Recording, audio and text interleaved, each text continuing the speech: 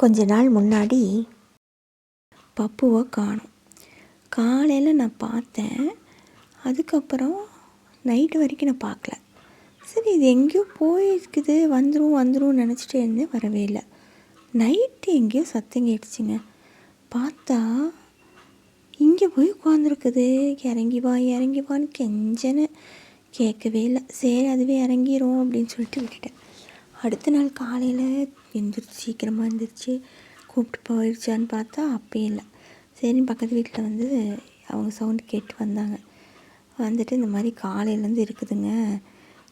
எப்படி நானும் யோசித்து ஒரு பச்சை கலரு செடிக்கெல்லாம் போடுவாங்கள்ல சன்ஷெட்காக, அந்த ஒரு துணியை அவங்ககிட்ட கொடுத்து இந்த மாதிரி அதை கட்டி தொங்க விடுங்க, அதை பிடிச்சிக்கிட்டு க்ரிப்பில் பிடிச்சிட்டு ஏறி வரும் அப்படின்னு சொன்னேன்.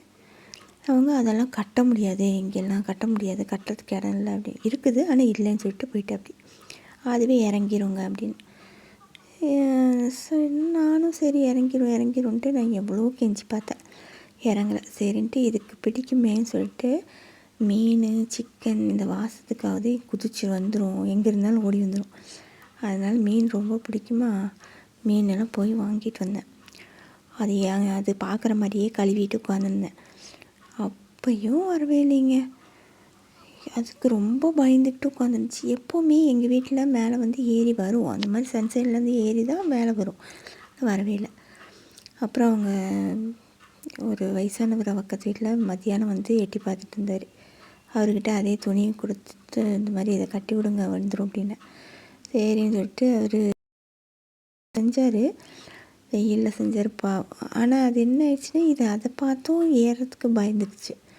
காற்றுல அது வந்து என்ன ஆயிடுச்சு, துணி வந்து மறுபடியும் மேலேயே விழுந்துருச்சு. அதனால் அவங்க பார்த்துட்டு ஏறலைன்னு சொல்லிட்டு அந்த துணியை சுருட்டி கொண்டு வந்து எங்கள் மாடியில் தூக்கி போட்டு போயிட்டாங்க. ஆனால் ஒரு சொட்டு தண்ணி கொடுக்கல. எனக்கு தான் அடிச்சுக்கிச்சு. ஐயோ, இங்கேருந்து ரொம்ப தூரம், நீங்களே ஃபஸ்ட்டு வீடியோ ஆரம்பத்தில் பார்த்தீங்கன்னா எவ்வளோ தூரத்தில் இருக்குது. இங்கேருந்து தூக்கி போடவும் முடியாது. அவங்களாம் வீட்டுக்குள்ளே விடவும் மாட்டாங்க. அவங்க யாரையும் வீட்டுக்குள்ளே விட மாட்டாங்க. போன நாய் எதுவுமே அவங்களுக்குலாம் பிடிக்காது. ஒரு பிஸ்கட் போடலாம், ஒரு தண்ணி கொடுக்கலாம், எதுவும் கிடையாதுங்க. அதுக்கப்புறம் இந்த பக்கமே அவங்க வரவே இல்லை. பாவம் 2 நாளாக எதுவும் சாப்பிடாம எனக்கு மனசு அடிச்சிச்சு. அன்றைக்கெலாம் தூக்கமே இல்லை. அன்றைக்கி நைட்டு வீடியோ போட்டிருந்தேன் பார்த்தீங்களா, அன்றைக்கி தான் வந்து ப்ரேயர் பண்ணிக்கிட்டு அழுதுகிட்டு ப்ரேயர் பண்ணிகிட்டு இருந்தேன். வீடியோ போட்டால் வீடியோவில் சொன்னாங்க இந்த மாதிரி ஃபயர் சர்வீஸ் வரும்னு சொல்லி. எங்கள் வீட்டில் அவர் சொன்னார், ஃபோன் பண்ணால் வந்து காப்பாற்றுவாங்கன்னு. ஆனால் போன குட்டிக்கெல்லாம் வந்து அவங்க அவ்வளோ பெரிய தீயணைப்பு வீரர்கள், இந்த தீயை அணைக்கிறதுக்கு தான் போராடுவாங்க, இதுக்கெல்லாம் வருவாங்களா அப்படின்னு நினச்சிட்டு இருந்தேன். கடைசியில் வீடியோவில் கமெண்ட்ஸில் போட்டிருந்ததை பார்த்தோன்னா ஓகே, அவங்க வருவாங்க போல இருக்குது, நம்ம காலையில் கூப்பிடலாம் அப்படின்னு நினச்சேன். அப்பயும் நைட்லாம் வந்து பார்த்து வந்து எட்டி பார்ப்பேன். என் கதவு திறக்கிற சத்தம் கேட்டு வந்து எட்டி பார்க்கும், கூப்பிடும், எனக்கு கீழே குதிடா, மேலே ஏறுமா அப்படின்னு சொன்னோன்னா மேலே பார்க்குது. ஆனால் அதுக்கு பயம். எவ்வளோ சொல்லி பார்த்தேன், ஆனால் அது குதிக்கிறதுக்கு ட்ரை பண்ணும். ஆனால் ரொம்ப பார்க்குது பாருங்கள். மேலே ஏறிவான்னு சொன்னோன்னே மேலே பார்க்குது பாருங்கள். கீழே குதினா கீழே எட்டி பார்க்கும், அந்த பக்கம் குதிக்கலாமா இந்த பக்கம் குதிக்கலாமான்னு. ரொம்ப உயரத்தில் இருக்கா, அதுக்கு ரொம்ப பயந்துக்குச்சு. அப்புறம் நான் என்ன பண்ணுறதுன்னு எனக்கு தெரியல. நைட்டெல்லாம் தூக்கமே வரல. அப்புறம் தான் வீடியோ போட்டிருந்தா அவங்க கமெண்ட்டில் சொல்லியிருந்தாங்க. அப்புறம் உயிரோடு இருக்கணுமே முதல்ல காப்பாற்றுறதுக்கு. ஏன்னா 2 நாளாக சுத்தமாக தண்ணி குடிக்கல, அப்புறம் எதுவுமே சாப்பிடலை. எப்படி உயிரோடு இருக்குங்கிற மாதிரி எனக்கு ஆயிடுச்சு. அந்த பக்கத்து வீட்லேயே ஏதாவது நம்ம கொடுத்தாவது அதை போடலாம் அப்படிங்கிற அந்த இது கூட இல்லை. அவங்களும் போட மாட்டாங்க, நம்ம கொடுத்தாலும் அதை செய்ய மாட்டாங்க. அப்படி ஒரு ஆளுங்க. ஆனால் நான் என்ன பண்ணேன், எப்படியாவது அது உயிரோடு இருக்கணும் ஆண்டவரேன்னு சொல்லிட்டு ப்ரேயர் பண்ணிக்கிட்டே போய் எட்டி பார்ப்பேன். நைட்டெல்லாம் எத்தனை தடவை எந்திரிச்சு போய் பார்த்துட்டு இருந்தேன். ஏன்னா மயக்கம் போட்டு விழுந்துரு போகுதுன்னு எனக்கு வேறு பயமாக போச்சு. ஒரு சொட்டு தண்ணி இல்லைங்க. வெயில் எப்படி கொளுத்துது, வெயில்லையே இருந்துச்சு அது. 2 நாளாக எவ்வளோ நேரம் வெயில் இருந்திருக்கும், தண்ணி தாகம் எடுத்திருக்கும். ஒரு சொட்டு தண்ணி கொடுக்கல, ஒரு பிஸ்கட் எதுவும் சாப்பிடலை. 3 வேளையும் நான் கீழே இறங்கி போகும்போதெல்லாம் ஓடி வந்துடும். இல்லை மேலே நான் கீழே போகலைன்னா மேலே ஏறி வந்துடும் என்கிட்ட. நான் எந்த பக்கம் இருக்குன்னு அந்த பக்கம் வந்து கேட்கும். அப்படி பசியோடவே இருக்காது அது. அப்படி இருக்கிற பிள்ளை பாவம் பசியோடு இருக்குதேன்னு எனக்கு மனசு அடிச்சுக்குது. என்ன பண்ணுறதுன்னே தெரியல. அப்புறம் தான் வீடியோ போட்டுட்டு அவங்க கமெண்ட்டில் சொல்லியிருந்தார் பிரதர் வந்து சந்திரசேகரன் பிரதர் தான் சொல்லியிருந்தார், இந்த மாதிரி நீங்கள் வந்துட்டு ஃபயர் சர்வீஸ் கூப்பிடுங்க அப்படின்னு. அப்புறம் தான் எனக்கு ஒரு தைரியம் வந்துச்சு. நாளைக்கு காலையில் முதல் வேலையாக ஃபயர் சர்வீஸ் கூப்பிடணும், ஏன்னா நைட்டு டிஸ்டர்ப் பண்ண வேண்டாம்ட்டு விட்டுட்டேன். அப்புறமேட்டு உட்காந்து அழுதுட்டு ப்ரேயர் பண்ணிவிட்டு, ஆண்டவரே எப்படியாவது பாப்பு உயிரோடு இருக்கணும், அதுக்கு மயக்கம் போட்டு விழுந்துடக்கூடாது, எந்த ஒரு ஆபத்தும் வரக்கூடாது, அதுமாதிரி குதித்தாலும் ஒரு காலெல்லாம் எதுவும் பிரச்சனை உடஞ்சிடக்கூடாது அப்படின்னு. ஏன்னா இப்போ தான் கால் ரெடி ஆயிடுச்சு அப்படின்னு சொல்லிட்டு பாருங்கள் பால் குடிச்சிட்ருக்குது. பயம், அவ்வளோ பயம். நான் வந்தாலே பயப்படுது அது, அப்படி பயந்துச்சு.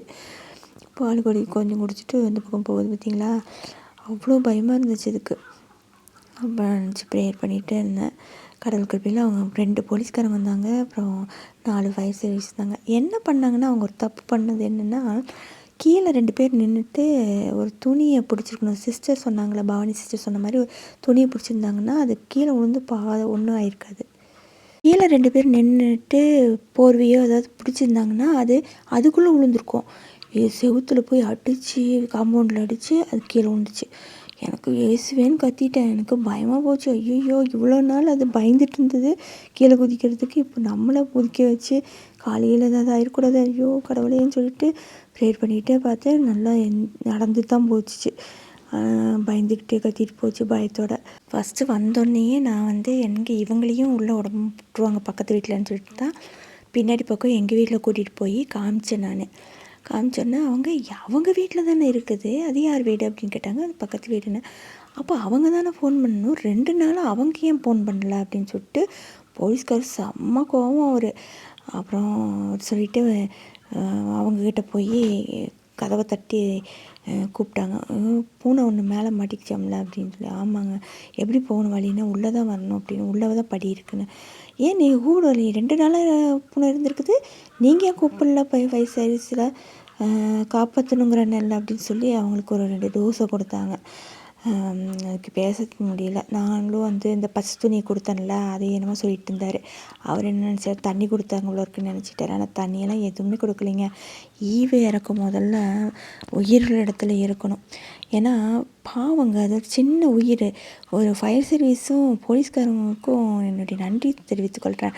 ஏன்னா இவ்வளோண்டு உயிருக்காக அவங்க அத்தனை பேரும் அவ்வளோ பெரிய வண்டி எடுத்துகிட்டு வந்தாங்க. அவங்க நிச்சயமாக பாராட்டுக்குரியவங்க அவங்கெல்லாம். ஏன்னா நான் காலையிலே கூப்பிட்டேன், ஒரு 7 மணி 7:30 இருக்கும். கூப்பிட்டேன். அவங்க 8:30க்கெல்லாம் வந்துட்டாங்கன்னு வச்சுக்கோங்க. 8 மணி கூப்பிட்டேன், 8:30க்கெல்லாம் வந்துட்டாங்க. அப்போது அந்த மாதிரி உயிரிடத்தில் அவங்க வந்து காட்டுற கருணையும் இரக்கமும் அதுக்காக உண்மையாக பாராட்டுறேன். ஆனால் அந்த பிஞ்சு குழந்த, நான் சின்னதுலேருந்து வளர்க்குறேங்க அதை, குழந்தையிலேருந்து. அது எவ்வளோ பசி தாங்காதுங்கிறது எனக்கு தெரியும். அதுக்கு ஒரு துளி கூட சாப்பிடாமல் இருக்குதேன்னு என் மனசு அவ்வளோ அடிச்சுக்கிச்சு. கண்ணீர் விட்டு நான், ஐயோ பாவம் பசிக்கோட இருக்கு, பாப்பா வந்துருப்பான், இறங்கி ஒன்றும் ஆகாது அப்படின்னு சொல்லி கூப்பிட்டுக்கிட்டே இருந்தேன் நான். ஆனால் அதுக்கு ரொம்ப பயப்படுச்சு பிள்ளை பாவம். பாருங்கள், பசியோடு எப்படி பால் குடிச்சிச்சு. நான் ஃபஸ்ட்டு எதுவும் கடினமாக கொடுக்க வேண்டாம், 2 நாள் சாப்பிடாம இருக்கிட்டு பால் தான் கொடுத்தேன். நல்லா பால் குடிச்சிச்சு பாவம். அதுக்கப்புறம் மீன் கேட்டு வாங்கி சாப்பிட்டுச்சு. மீன் நான் அதுக்காக வாங்கிட்டு வந்தேன். அந்த மீன் கொடுத்தோன்னா நல்லா சாப்பிட்டுச்சுங்க. வயிறு ஃபுல்லாக சாப்பிட்டுட்டு நிம்மதியாக அப்புறம் என்னையே சுற்றி வந்துட்டு இருந்துச்சு. அப்புறம் நான் கூட்டிகிட்டு போய் அவர் என் கூடயே வச்சுக்கிட்டேன். நான் நீங்களும் நல்லா ஞாபகம் வச்சுக்கோங்க, ஏதாவது இந்த மாதிரி விலங்குகளுக்கு ஆபத்து அப்படின்னா ஃபயர் சர்வீஸ் 101 101க்கு கால் பண்ணிங்கன்னா அவங்க காப்பாற்றுவாங்க. மறந்துடாதீங்க.